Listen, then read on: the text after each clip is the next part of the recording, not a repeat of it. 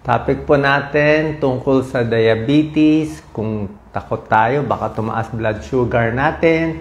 Gusto natin makaiwas sa diabetes o may lahi tayo ng diabetes. Ano mga gagawin? Meron tayong mamaya tuturo mga 10 bawal gawin para hindi tumaas ang blood sugar. Unang-una, dapat alam natin kung mataas ba yung sugar natin o hindi. So, magpapacheck tayo ng fasting blood sugar. Ang normal na fasting blood sugar ay wala pang 100. 99 mg per DL pababa, yan ang normal. Pag ang fasting blood sugar mo, kinuha to sa umaga, 100 hanggang 125 mg per DL, mild diabetes na yan or pre-diabetes. Papunta na sa diabetes yan. Malamang may konting sira na ang pancreas natin.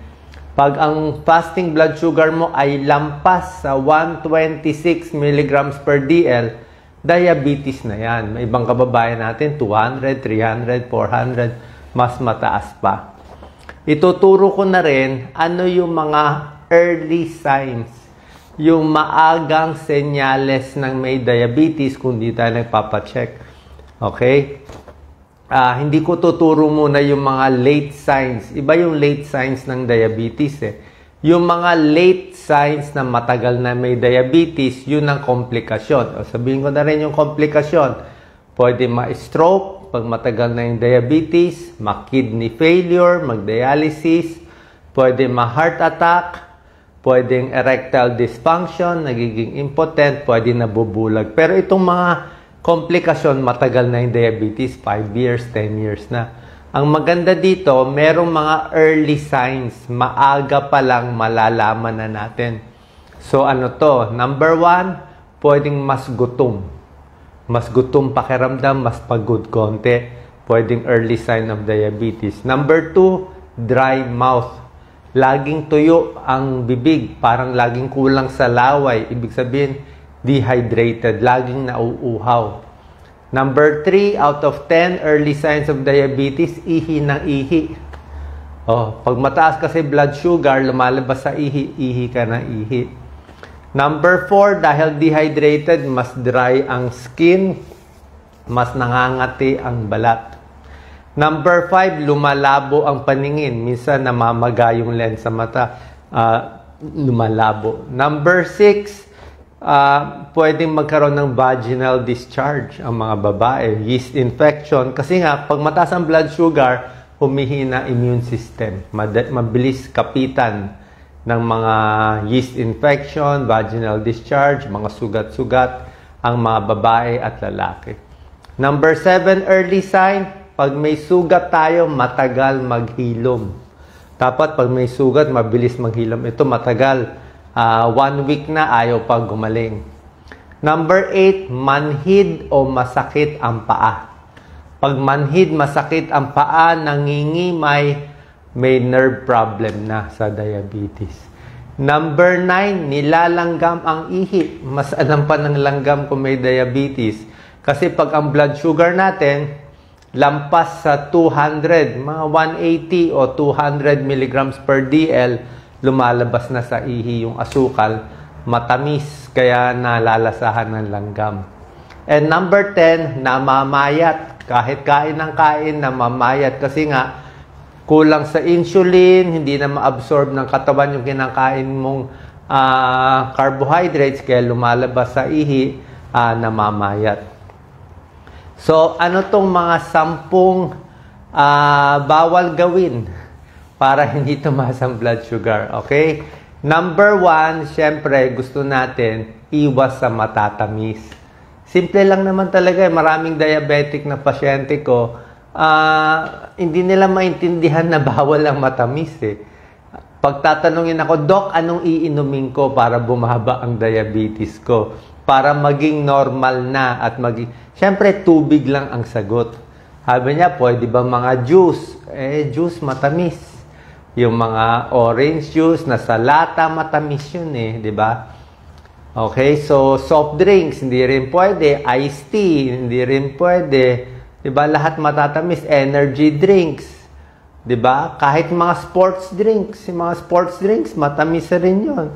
Ay mo, Doc, ano inumin ko? Tubig na lang. Okay? Paano yung mga diet soft drinks? Yung may artificial sweetener. Dati, minsan pinagbibigyan ng mga diabetic, pwede yung artificial sweetener. Pero lately, may bagong pag-aaral, hindi rin to maganda. Pag nasanay kayo sa mga artificial sweetener, yung utak natin, iniisip niya, kumakain ka ng matamis eh. So, naghahanap siya ng matamis. Naghahanap yung katawan mo ng matamis, pero wala naman palang glucose na pumapasok. Kaya nalilito yung katawan. Kaya maghahanap pa rin siya ng matamis. So, hindi rin maganda epekto. Pero kung wala talagang choice, paminsan-minsan, okay lang naman yung artificial sweetener, pagbigyan na natin. Pero, pinakamaganda talaga, tubig lang. Sasabihin mo, Doc, pwede ba buko? Buko, pwede naman. Kaya lang, may calories din ang buko. Isang basong buko, mga 55 calories. Kaya pag ininom mo yung sabaw ng buko, mga 2 baso yon, 110 calories. Pag kinain mo pa yung laman ng buko, 200, 250 calories. So, nakakataba rin yun. So, tubig talaga. Pag walang lasa, gusto mo black coffee, gusto mo tsaa na walang matamis. Kahit honey healthy, pero pag diabetic na, iwas na lang. Number 2, sa pagkain, ayusin. Alam naman natin yung pagkain, di ba? Yung mga fast foods, bawas tayo, di ba? Fried chicken, french fries, alam natin bawal yan. Pero dito sa number 2, merong mga pagkain na hindi natin alam, nagpapataas ng blood sugar. Magugulat kayo dito.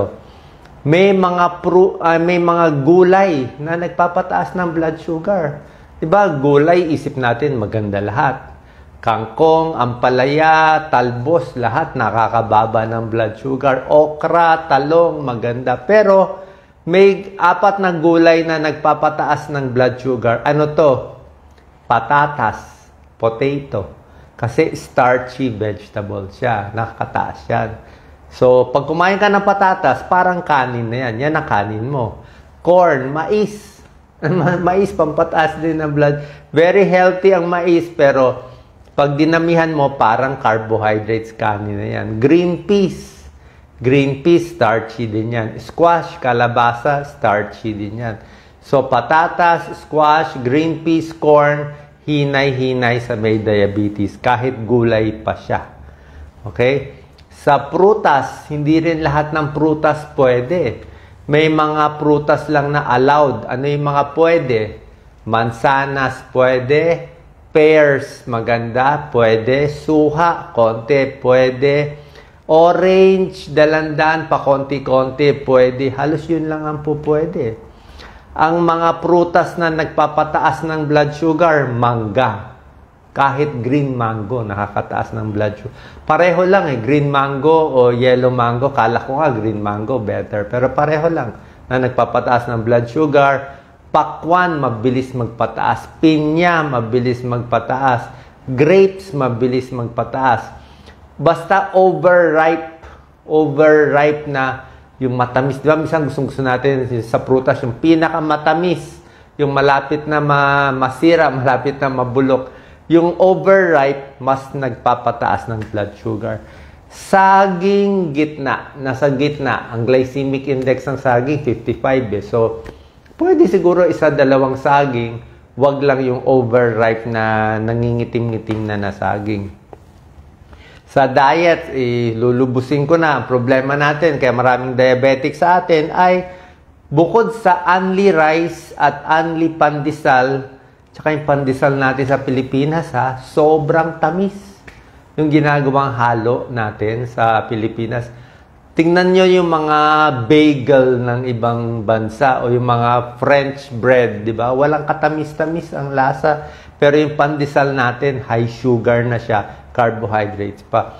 Bukod dito, ang problema sa atin, dami nating kakanin. Lahat ng kakanin natin, carbohydrates na, nilagyan mo pa ng asukal. Di ba? Lahat ng suman, may arnibal, sapin-sapin, lahat, puto bongbong, lahat ng gusto natin. Bibingka, lahat yan. Lagyan mo pa ng butter. So, lahat siya pampataas ng blood sugar. So, iwas tayo sa ganito. Kung gusto niya nga merienda, di yung saging na lang. Okay? O mansanas na lang. O sa gugulaman, grabe ang tamis. Favorite natin yan ng bata. So, yan ang number 2. Ingat sa mga pagkain. Number 3, dapat regular ang kain mo. Mga 4 to 5 times a day, pero pa konti-konti. Ang pagkakamali ng marami sa atin, nagda-diet ko, no, hindi magbe-breakfast. Diba? Diet ako, hindi ako mag-almusal. Pero sa tanghalian, kakain ng marami. Sa gabi, mas marami pa. Dapat yung kain natin sa umaga, normal lang, tanghali. Sa gabi, dapat nga mas konti ang kakainin. Kung kaya mo gawin na nothing after 6, di ba? Ako nothing after 6 ako eh. 6 o'clock ang huling kain ko, tulog ko mga 10 para hindi ako mag-GERD. Kaya masasanay ka rin. So 6 ang huling kain ko, gising ko mga 6 or 7. So 13 hours ako walang kinakain. Medyo parang intermittent fasting na siya. So try natin mas konti kainin sa gabi. Okay? Pag kumukulo ang tiyan, makain nila ako kalahating saging, pati tubig. So pag nag-skip ka ng pagkain, maglolo ko yung blood sugar mo. Gugutumin mo, sarili mo, kakain ka ng marami, gugutumin mo, tapos mag-midnight snack ka, up and down. Magso-soft drinks ka pa, sabi ko nga, tubig lang. Number 4, bantayan din mga hormonal changes ng babae. Nagre-regla, nagme-menopause, possible tumataas ang blood sugar. Diba? Sa babae din, pwede pag nagiging overweight, pwede magka-PCOS. Pag PCOS, sa overweight din yan. Prone din magkaroon ng diabetes. So, yan ang binabantayan natin. Lalo na pag nagkakaedad, 40s, 50s, pwede tayo tumaba. Number 5, maganda para bumaba ang blood sugar, di ba? Physical activity, exercise. Bawal lagi nakaupo. Di ba? Lagi tayo nakaupo buong araw. At least magtrabaho sa bahay, maglinis, mag-shopping, mamalengke, di ba? Maglaba, tapos maglakad. 5,000, 7,000 steps in a day. Kasi nga, pag mataas ang blood sugar mo, dalawa lang yan. Either bawasan mo yung kinakain mo o damihan mo yung exercise mo. Kung yung kain mo pareho lang, tapos hindi ka naman nag-exercise, tataas yung blood sugar mo. Pareho din. Kasi hindi ka nag-exercise. Pero kung yung pagkain mo normal lang, tapos nag-exercise ka pa, napapagod ka pa, hindi tataas ang blood sugar. Kasi yung exercise, nababurn mo yung calories, bumababa ang blood sugar. Nagagamit ng muscle yung mga kinain mong mga carbohydrates. Number 6, nagpapataas ng blood sugar, stress. Mas stress, mas puyat, mas marami iniisip. Pag na-stress ang katawan, naglalabas tayo ng cortisol. Ang cortisol, stress hormone yan, nakaka-affect ng insulin sensitivity, tataas ang blood sugar. Kaya magugulat kayo kung maraming problema, may away sa pamilya, kulang ang pera, maraming or may stress sa katawan na injure, tumataas ang blood sugar bigla. Kaya dapat mas relax.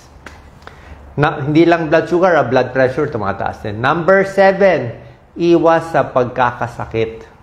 Okay? Pag mahina immune system mo, pinagod mo sarili mo, pag nagkatrangkaso ka, nagkasipon, o kahit anong sakit, nagka-pulmonya, pati blood sugar mo, magugulat kayo, biglang tataas. Oras na magkasakit yung katawan, parang nagkakaloko-loko yung insulin natin, tataas lalo blood sugar mo. Okay? Kaya nga yung mga na-admit sa ospital para sa ibang sakit, tapos may diabetes sila, magugulat kayo, naka-insulin sila sa hospital. Kasi hindi nga makontrol yung blood sugar. Number 8, ingat sa mga gamot at supplement na iniinom. May mga pagkain at supplement nakakataas ng blood sugar, kaya babantayan natin. Steroids para sa hika, nakakataas ng blood sugar. Kahit yung mga para sa buto, mga glucosamine. Glucosamine, binibigay yan minsan sa masakit ng tuhod. Pero glucosamine siya, glucose nga siya. Kaya kung mataas ang blood sugar mo, ingat din. Okay? So sa mga kinakain, sa gamot, sa supplement, tingnan din baka nakaka-apekto sa blood sugar. Number 9, bawal ay kulang sa tulog. Pag puyat ang isang tao, 'di ba? Pag puyat, mas napapakain, mas nagmi-midnight snack, 'di ba? Paano gising ka eh? Mas nai-stress, mas matindi hunger hormones, mas tumataba. Mas maganda nga mahaba tulog mo kasi pag tulog hindi nakakain eh. Number 10, kailangan ingatan ang ipin natin. Papacheck tayo sa dentista. Pag may sira ang gums, may infection sa gums, nakita nila, tumataas din yung blood sugar level. For some reason, yung pamamaga sa gums, parang connected din yan sa pamamaga sa puso, pamamaga sa artery. So, poor dental health, kailangan din natin ingatan. Okay? So, ito po ang mga tips natin. Tapos, pag hindi makokontrol, syempre, let's say, ginawa natin to. Kung mild lang ang diabetes mo, let's say, 140 milligrams per DL, I think makukuha na nitong mga tips. Bawas lang sa kinakain, yung kanin nyo, pilitin nyo mas konti, mas maraming gulay na kakainin. Makukuha na yan kung mild lang ang taas ng blood sugar. Pero kung mataas talaga blood sugar mo, wala tayong choice, pupunta tayo sa doktor. Okay? Tuturo ko na rin sa inyo ano ang ibinibigay ng doktor. Pag unang-una, mga endocrinologist, syempre siya, doktor nyo, susundin nyo siya. First, bibigyan kayo malamang ng metformin. Okay? Okay ang metformin. Maganda ang metformin. Huwag kayong maniniwala sa fake news. Madalas ginagamit pa ako, pangit daw metformin. Hindi po. Ang dami ko ng video eh. Maganda ang metformin. Metformin ang unang gamot na binibigay ng mga doktor sa diabetes. Bakit? Maganda epekto ng metformin. Number 1, yung muscle natin, mas na-absorb niya yung glucose. Second, yung liver natin, mas hindi naglalabas ng glucose din. Pangatlo, yung bituka natin, mas hindi nag-a-absorb ng glucose. So, yung nangyayari sa muscle, sa liver, sa bituka natin, bumababa blood sugar natin. So, metformin, usually 500 milligrams, umpisa ka sa once a day, mamaya twice a day, pinakamataas, mga 3 times a day, 500 milligrams. Ano epekto niya? Mas mawawalan ka ng gana kumain. Ano side effects sa ibang tao? Yung iba masakit ang tiyan, kumukulo ang tiyan, pero nasasanay din. Sino bawal mag-metformin? Bawal lang mag-metformin kung may kidney failure. Kung magdadialysis na mataas na yung creatinine. Pero otherwise, ordinary tao, pwede dapat. So, yan talaga ang gamutan ng doktor. Usually, first line, pag hindi makuha sa home remedies, metformin muna. Pangalawa, bibigyan kayo ng sulfonylurea. Isang grupo yan ng gamot sa diabetes. Ito yung mga glipizide, gliclazide, diamicron, mini-diab, yan ang mga brands na binibigay. Yan ang second, pinapatong yan eh. So, may metformin ka, may gliclazide ka, meron pa ibang mga gamot, mga glimepiride, at pag hindi pa makuha, may another gamot or pwede may insulin sa dulo. Pero mas gusto nga natin, maayos na natin habang maaga pa. Like ako, takot tayo na magkaroon tayo ng diabetes, kaya nga iniingatan ko na. So, para sa atin, tingnan nyo kinakain nyo. Okay? In summary, sa gulay, ingat sa maraming patatas, corn, squash, green peas. Basta yung mga starchy, kahit yung mga ube, kamote, okay naman siya. Ube, kamote is healthy, pero wag lang sobrahan masyado ng starchy vegetable. Okay? Sa prutas, ingat-ingat, hindi rin unli yan. Siguro hanggang mga 2 ganyan lang ng prutas. Huwag din sobrahan kahit anong bagay. At syempre, yung mga kinakain, yung iba, yung mga juice na, yung powder drink. Oo, may kilala ko, 1 litro lagi iniinom, araw-araw. Mahilig din ako doon, yung mga powder drink. Dati, kala natin, orange drink. Pwede naman, pero taas ng sugar. Mga 1 glass lang or 1 cup lang. Pagdating sa chocolate, mataas din ang sugar ng chocolate. Kaya ngayon, pag bibili ako ng chocolate, try nyo pala, dark chocolate. Hanapin nyo yung dark chocolate na 70% Actually, meron ako dyan. Binili ko 85% dark chocolate. Ibig sabihin, 85% yung cocoa niya, sobrang pait, 15% lang ang sugar. Konting-konti na lang yung sugar niya. Halos wala nang tamis. So, halos pure cocoa na siya, konting-konting sugar. So, yung very dark chocolate na mapait, pwede yan sa inyo. Okay, ito si Doc Lisa. Pinakita pa sa akin. Ito binili ko. Hindi, tatakpan natin, walang naka-add. 85%. May nakita pa ako, 90% nito 90%. Ang problema dito, usually hindi nyo na makakain. Subukan nyo kung makakain nyo. Baka hindi nyo na, yung bata hindi nakakainin to. Hindi na niya kakainin to. Kasi yung pait niya talagang, parang cocoa na talaga. Mapait na mapait. Sanayan nga Sanayan. So, mapait siya. Pero to healthy siya. Pwede sa puso. Tsaka konti lang kakainin Sa 100 grams to, ang recommended is only 45 grams, kalahati, per week. Kalahati lang nito. Kalahati lang nito per week. So, isang araw, isang maliit ka lang. Monday, Tuesday. Ganun lang kaliit. 2 butil lang. Para ka lang maliit na tableta. Ganun lang karami ang pwede. So, try nyo 85%. Maganda siya. Ang baba na ng sugar niya. The sugar is very, very low sa 85. Kaya lang, iba na yung lasa. Mapakla at mapait. Halos yung mga milk chocolate na favorite nyo o yung mga white chocolate, yan, pampataba, pampalaki ng bilbil. Okay, so sana pa nakakatulong tong tips natin para makaiwas sa diabetes kasi marami siyang komplikasyon. Salamat po.